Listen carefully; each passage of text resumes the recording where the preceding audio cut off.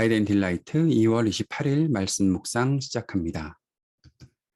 사랑하는 주님, 새날을 시작하며 주님을 찬양합니다. 우리를 인도하시는 주님의 손길을 의지합니다.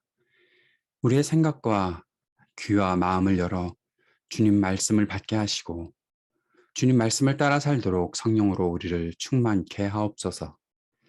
이 땅의 전쟁을 그치게 하시고 고통당하는 이들을 보호하옵소서. 평화와 위로와 소망을 이 땅에 가득히 임하게 하옵소서. 예수님 이름으로 기도합니다. 아멘.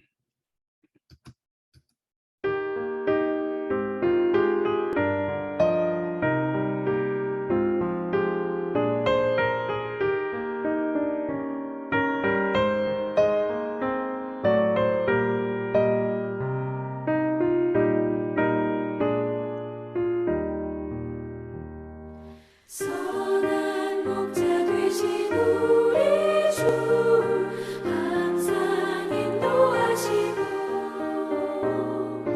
푸른 풀밭 좋은 곳에서 우리 먹여주소서. 선한 목자 곳에 주여 항상 인도하소서.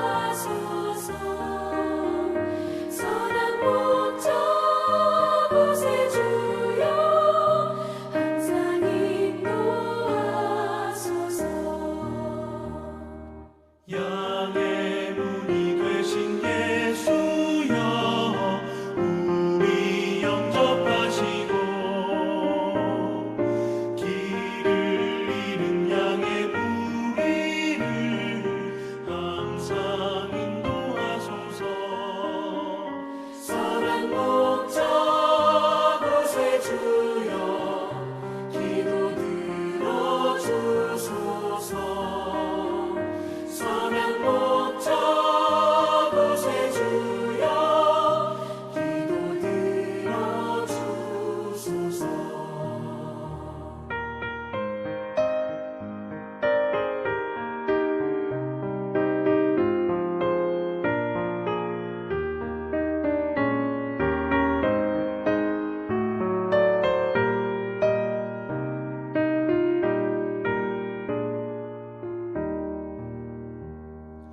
흠이 많고 약한 우리를 용납하여 주시고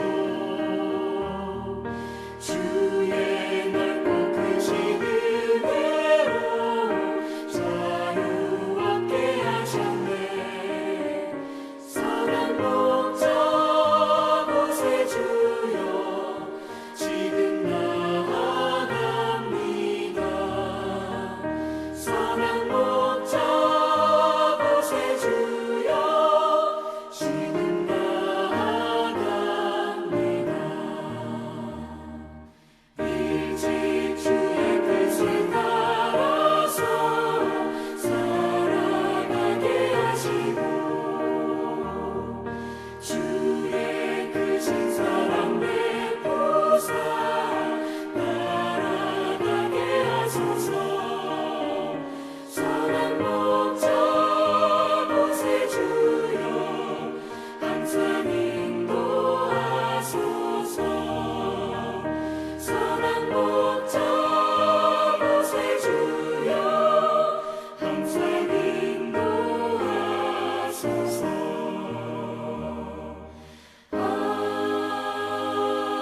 아멘.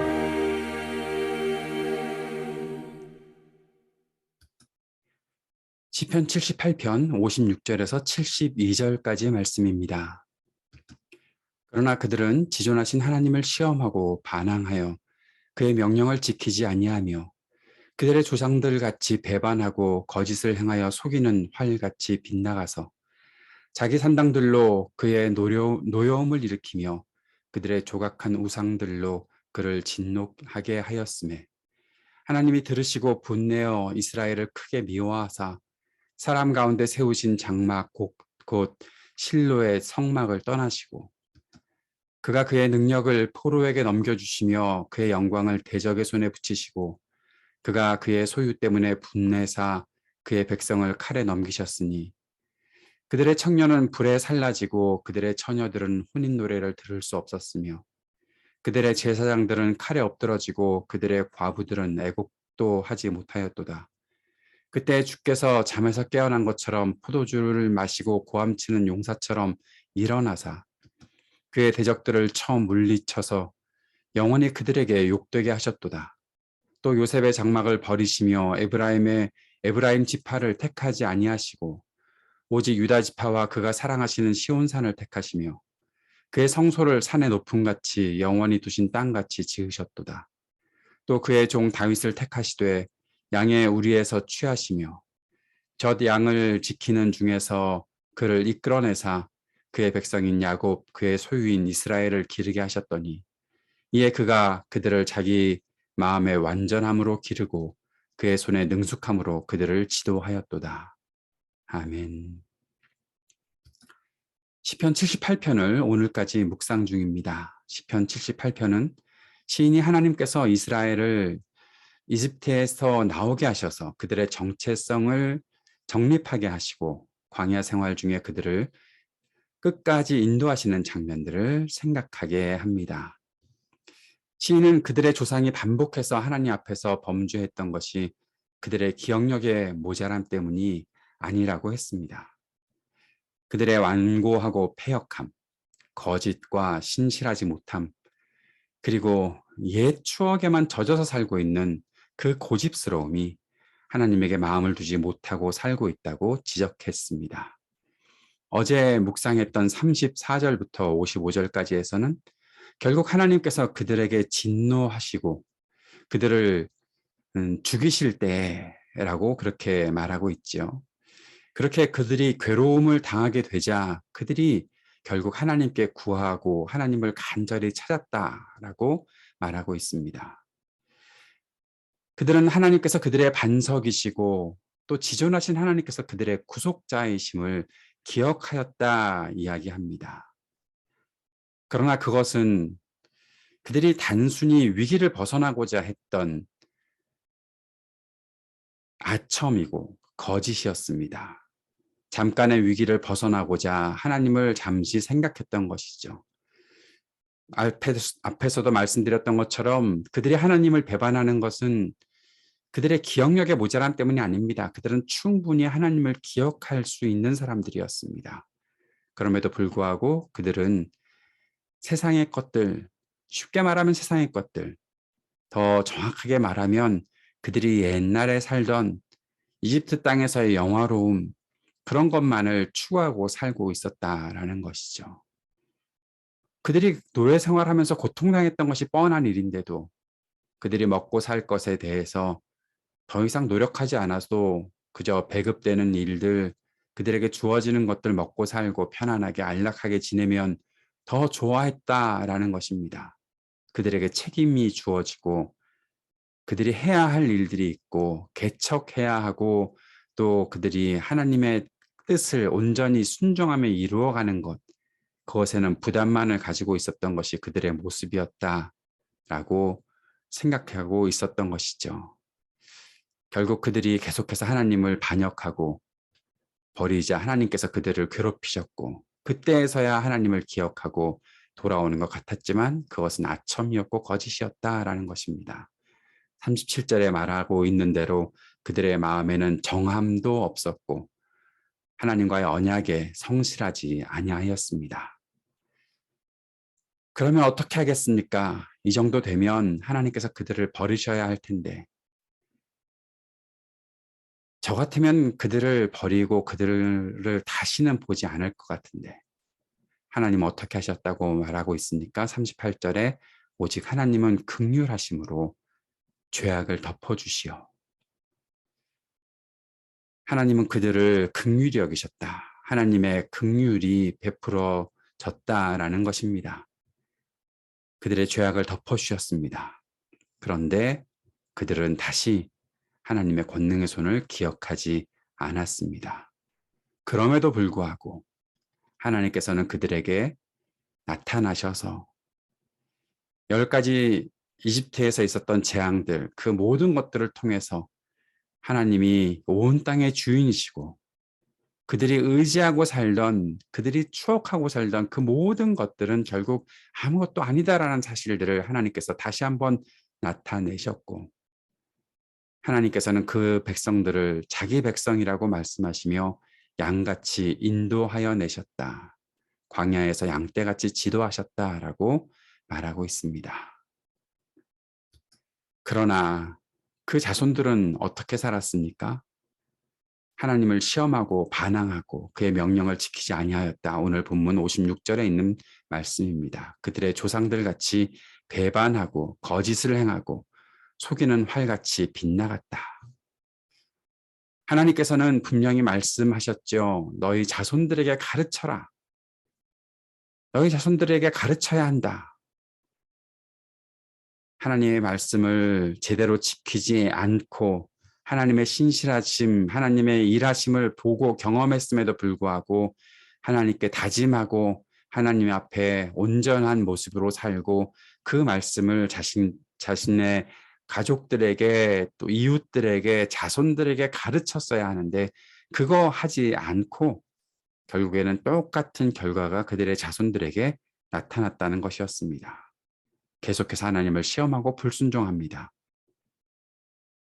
하나님의 언약과 행하심을 전하지 않았던 결과가 나타났던 것이지요. 하나님께서는 다시 한번 그들에게 진노하시고 미워하셨다 말씀하십니다. 하나님의 그 불타는 마음을 나타내고 있는 것이죠. 결국 성막을 떠나시고 그들과 동행하시겠다고 말씀하셨던 상징이었던 하나님의 그 성막을 떠나셔서 그들을 대적의 손에 붙이셨다. 그의 영광을 대적의 손에 붙이셨다. 하나님의 영광을 드러내야 할 백성들이 결국 대적의 손에 넘어가고 칼에 넘어가서 그들은 결국 전쟁으로 인해 폐허를 경험할 수밖에 없는, 청년이 불에 살라지고 처녀들이 혼인 노래를 들을 수 없는, 제사장들이 칼에 엎드러지고 과부들이 애곡도 하지 못하는 일들이 나타나게 되었다라는 겁니다. 이것은 하나님의 징계였습니다. 그들이 돌아오기를 바라시는 하나님 아버지의 징계였던 것이죠. 여기서 그들의 역사가 끝나는 것이 아닙니다. 하나님의 역사가 여기서 멈추는 것이 아닙니다. 하나님은 다시 잠에서 깨어난 것처럼 일어나셨습니다. 용사처럼 일어나셨습니다. 그리고 그의 대적들을 쳐 물리쳐서 영원히 그들에게 욕되게 하셨다. 하나님께서 이스라엘 백성들을 괴롭히고 자신들의 힘으로 그 모든 것들이 이루어진 것처럼 거만하게 굴던 그 모든 대적들을 쳐서 물리치시고 하나님께서 이스라엘을 회복시키시는 일이 나타나셨다라는 것입니다. 67절, 68절에 매우 중요한 말씀이 있지요. 요셉 장막을 버리시고 에브라임 지파를 택하지 아니하시고 그들이 가장 화려한 삶을 살았던 그 모든 것들을 하나님께서 버리시고 가장 유력해 보였던 지파들을 택하지 않으시고 유다 지파와 그가 사랑하는 시온산을 택하시며 하나님의 사랑으로 하나님의 백성들을 택하시고 다윗을 택하셨다. 말제라는 막내라는 이유로 이름조차 거론되지 않았던 그 어린 다윗을 하나님께서 택하셔서 결국 그를 통해서 이스라엘이 인도되는 일들을 이루셨다라는 거죠. 자기 마음의 완전함으로 기르고 그의 손의 능숙함으로 그들을 지도하였다. 무엇 때문에 그가 완전함과 능숙함이 있었습니까? 하나님 앞에 살아가는 다윗의 열정, 하나님 앞에 철저하게 순종하며 살아갔던 마음, 하나님 앞에 신실한 사람, 겉으로는 보일 것이 없는 것 같지만 아름다운 마음을 가지고 있었던 하나님의 사람 다윗을 통해서 하나님께서 그들을 인도하셨다. 결국 이것은 이 땅에 오실 그리스도께서 겉으로 보기에 화려한 모습으로 오시지 않았으나 그러나 신실함으로 하나님과 연합을 이루고 살아가셨던, 그리고 그 모습을 우리들에게 가르쳐 주시고 말씀하셨던 그리스도를 통해 우리를 인도하시고 선한 목자 되신 하나님의 아들이신 예수 그리스도께서 우리를 끝까지 인도하며 지도하신다라는 말씀을 하고 계신 것입니다. 오늘 우리는 그리스도의 은혜로 선한 목자 되신 그리스도의 사랑으로 그의 인도하심으로 살고 있습니다. 하나님 앞에 겸손하게 말씀에 순종하고 하나님의 말씀을 철저하게 따르겠다는 마음, 그 온유함을 가지고 살아야 할 것이 우리의 모습이어야 할 것입니다. 오늘 주님 앞에 간절히 기도하면서 주님의 말씀 인도하심을 온전히 따르게 하여 주옵소서. 간절히 기도하는 이 아침 되었으면 좋겠습니다. 중보하며 기도합시다. 우크라이나의 전쟁으로 인한 희생이 더 이상 생기지 않게 하시고 러시아가 전쟁을 그치게 하여 주옵소서. 기도하기 원합니다. 하나님 나라의 정의와 사랑과 평화가 이 땅에 가득하기를 위해 간구하고 약하고 고통당하는 사람들에게 긍휼을 베풀어 주옵소서. 기도하는 시간 갖기 원합니다. 우리 교회의 세워짐의 모든 과정 속에 하나님의 인도하심이 있기를 간절히 기도하는 이 시간 되기 원합니다. 함께 기도하겠습니다.